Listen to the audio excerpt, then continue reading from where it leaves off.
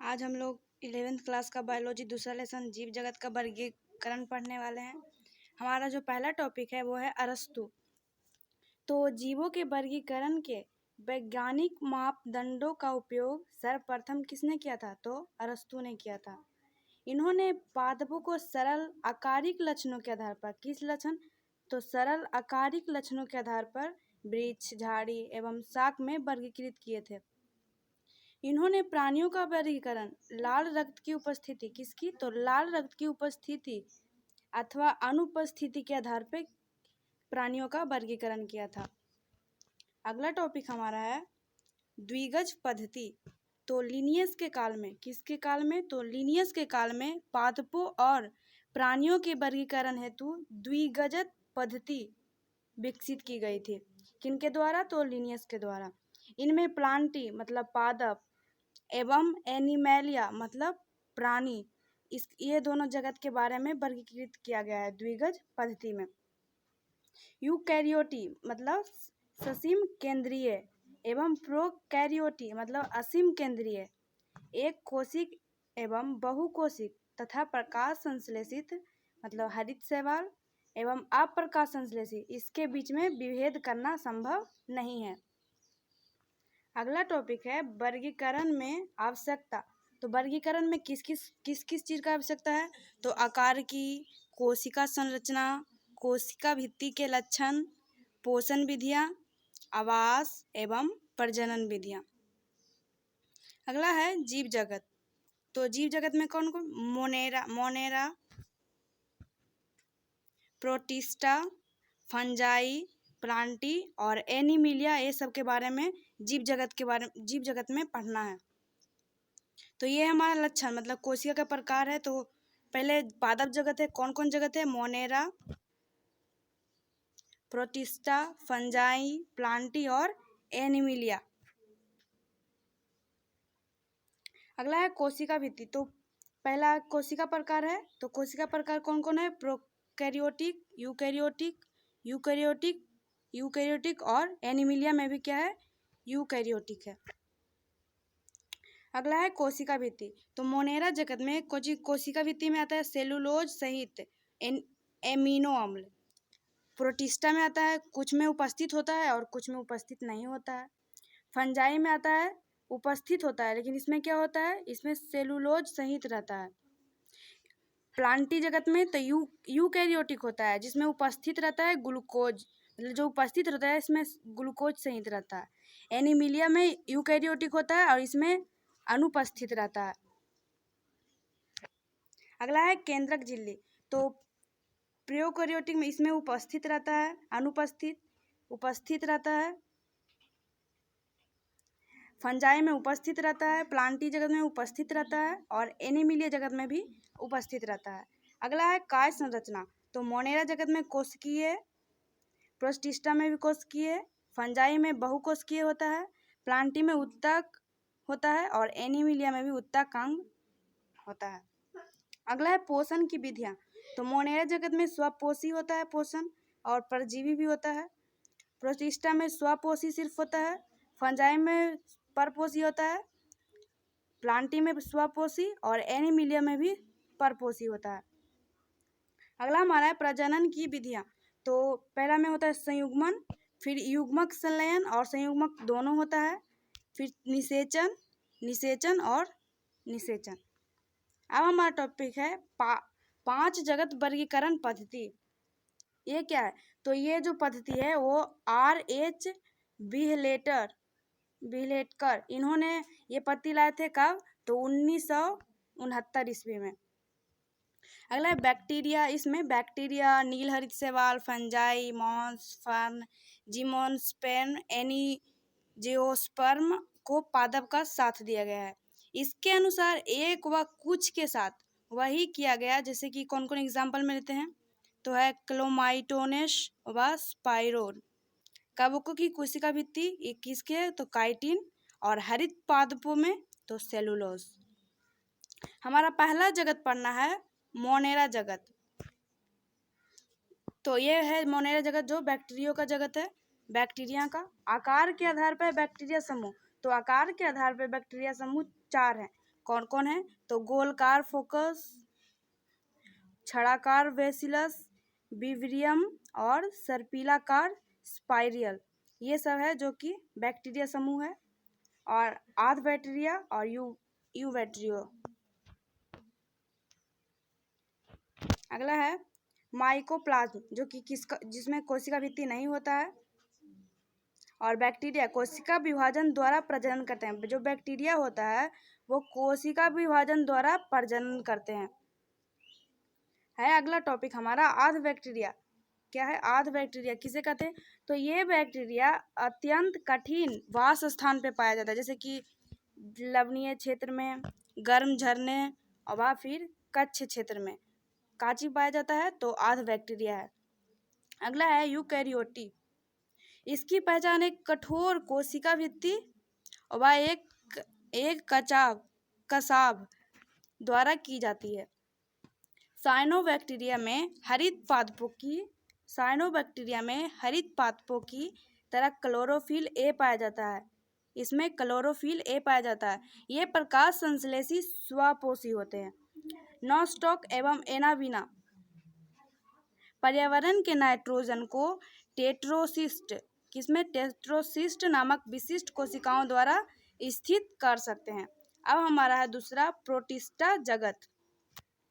तो प्रोटिस्टा जगत में कौन कौन आता है? क्राइसोफाइट, डायनोफ्लैजिएट, यूग्लिनॉट, अपवंग कवक और प्रोटोजोआ, ये सब पढ़ना है जो कि हमें प्रोटिस्टा जगत में पढ़ना है। प्रोटिस्टा जगत के जीव में अलैंगिक और कोशिका संलयन एवं युग्मनज बनने की विधि द्वारा लैंगिक प्रजनन, ये सब विधियों द्वारा लैंगिक प्रजनन करते हैं। किस? तो प्रोटिस्टा जगत के जीव। इसका पहला है ब्रायोफाइट। ये स्वच्छ जल, किसमें? वे स्वच्छ जल व लवणीय पर्यावरण दोनों में पाए जाते हैं। करोड़ों वर्षों में जमे हुए अवशेष को डायलिजियम विद्रा कहते हैं। अगला हमारा है वो है डायनोक्लेजिएट। ये जीवधारी समुद्र व प्रकाश संश्लेषी होते हैं। इनमें उपस्थित वर्णकों के आधार पर पीले, हरे, भूरे, नीले व लाल होते हैं। कचाप तो लंबका और अनुप्रस्थ, ये दोनों हैं। अगला तीसरा हमारा है जो है यूग्लिनॉइड। ये स्वच्छ जल में पाया जाता है।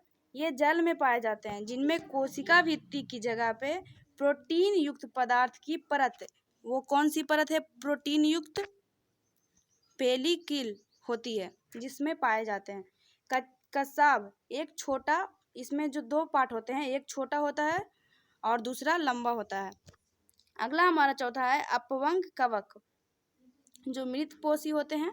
ये इसमें दो प्रकार का, अनुकूल परिस्थितियों में और प्रतिकूल में।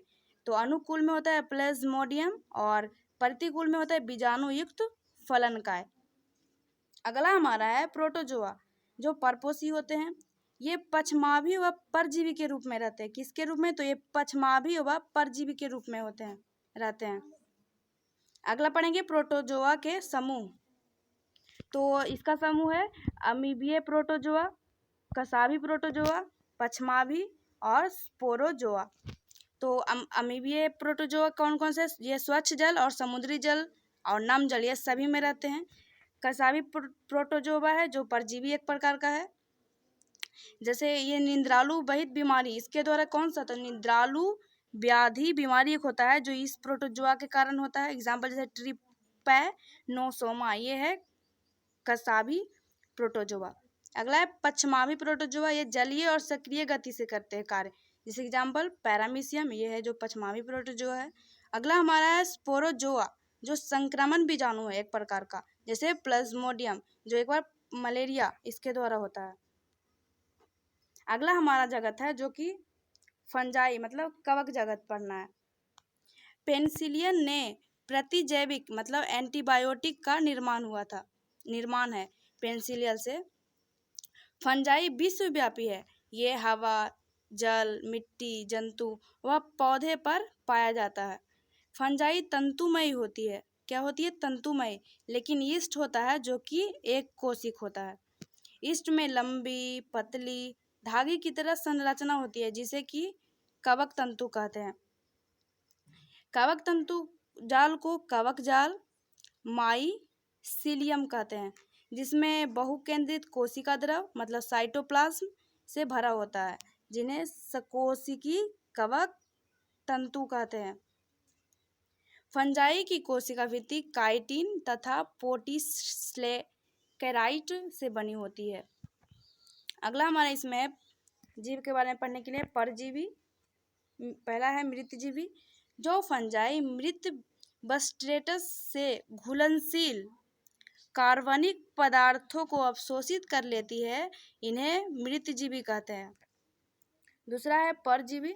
जो फंजाई सजीव पौधों तथा जंतुओं पर निर्भर होते हैं, उन्हें हम परजीवी कहते हैं। अगला है सहजीवी। तो जो फंजाई शैवाल तथा लाइकेन के साथ तथा उच्च वर्ग के पौधों के साथ कवक मूल बनाकर रहती है, उसे हम लोग सहजीवी कहते हैं। अगला है फंजाई में जनन।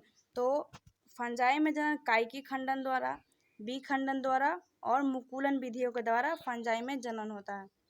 अलैंगिक जनन बीजाणु जिसे कोनिडिया कहते हैं, अतः धानी बीजाणु अथवा इसमें किसके द्वारा, तो धानी बीजाणु द्वारा, चल बीजाणु द्वारा जनन होता है। लैंगिक जनन निशित्रा मतलब अरुपोसा एस्केंस बीजाणु तथा बीसीडियम बीजाणु द्वारा होता है। अगला है फलनकाय क्या होता है। तो विभिन्न बीजाणु सुस्पष्ट संरचना, कैसी, तो सुस्पष्ट संरचनाओं में उत्पन्न होता है, जिन्हें फलनकाय कहते हैं। अगला है लैंगिक चक्र में सोपान। तो दो चल होते हैं अथवा दो चल और अचल युग्मों के प्रोटोप्लाज्म का संलयन होना, इसी क्रिया को प्लाज्मोगैमी कहते हैं। दो केंद्रकों का संलयन होना, जिन्हें क्या कहते हैं, केंद्र संलयन कहते हैं। युग्मनज में मियोसिस के कारण अगुणित बीजाणु का बनना भी लैंगिक चक्र में सोपान है। अगला है केंद्र युग्म क्या है। तो एक कोशिका में दो केंद्रक बनते हैं, कितने, तो दो केंद्रक बनते हैं। ऐसी परिस्थितियों को केंद्रक युग्म कहते हैं तथा इस अवस्था को फंगस की द्विकेंद्रीय प्रावस्था कहते हैं। अगला है फाइकोमाइसिटिस। ये जलीय आवासों जैसे सड़ी गली लकड़ी नम तथा सीलन भरे स्थानों पे पौधे पर अविकल्पी परजीवी के रूप में जाते हैं। कवक जाल अपटीय तथा बहु केंद्रित होता है। लैंगिक जनन चल बीजाणु अथवा अचल बीजाणु दोनों के द्वारा होता है एवं दो युग्मकों के संलयन को युग्माणु कहते हैं, जैसे कि म्यूकस, राइजोपस, एल्बुगो, ये सब है जो कि फाइटोमाइसिटिस है। अगला हमारा जो टॉपिक है वो है एस्कोमाइसिटिस। इसे थैली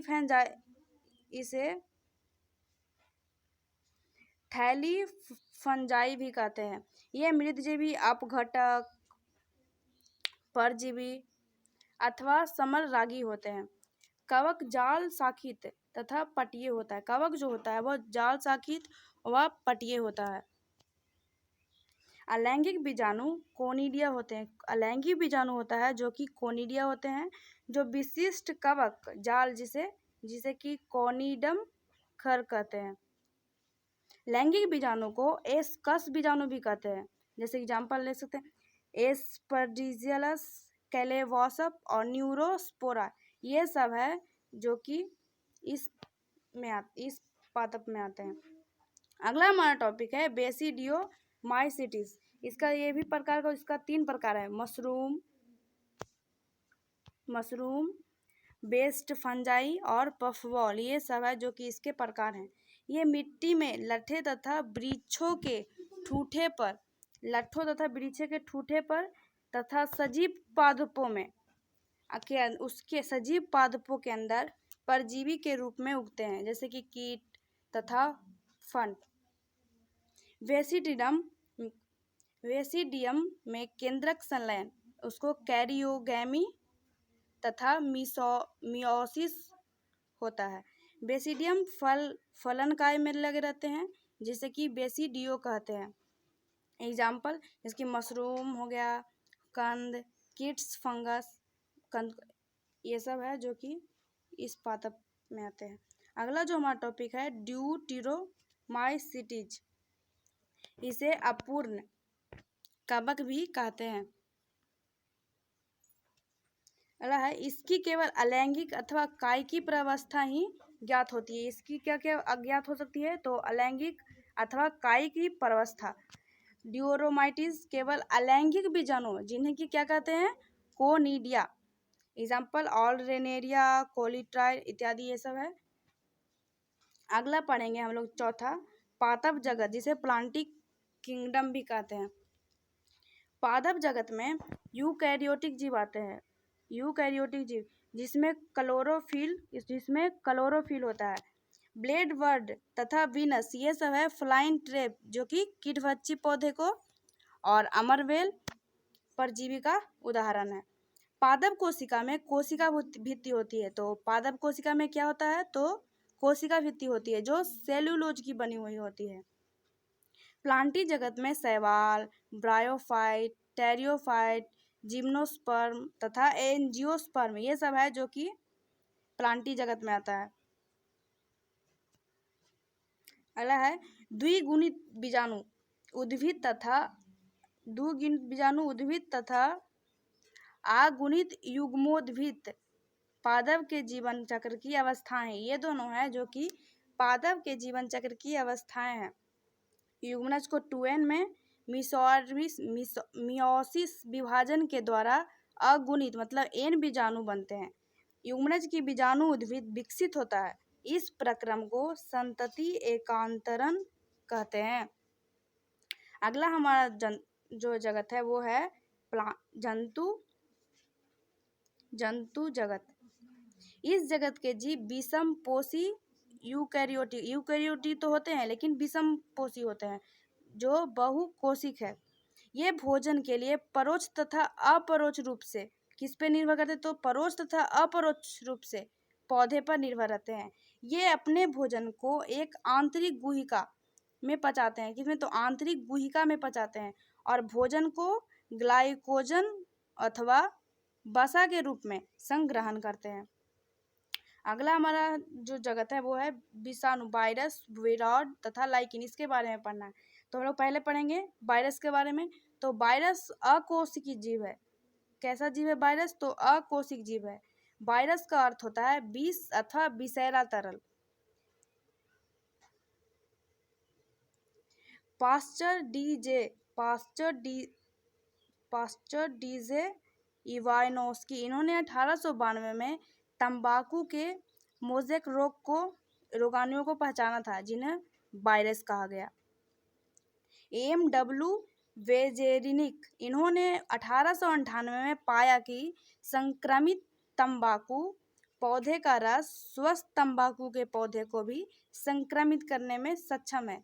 उन्होंने इस रस को कंटेजियम वायरस या फ्लूराइडम संक्रामक जीवन तरल कहा। आगे W.M. स्टालने ने 1935 में बताया कि वायरस का रवेदार बनाया जा सकता है। वायरस केंद्रक प्रोटीन मतलब न्यूक्लिक प्रोटीन तथा इसका आनुवांशिक पदार्थ संक्रामक होता है। प्रोटीन का आवरण को कैप्सिड कहते हैं। कैप्सिड छोटी छोटी उप इकाइयों जिन्हें कि पेटी कोशक कहा जाता है, इसको से मिलकर बना होता है। मनुष्य में एड्स भी एक वायरस का कारण होता है। अगला जो हम लोग टॉपिक पढ़ेंगे वो है विरोइड।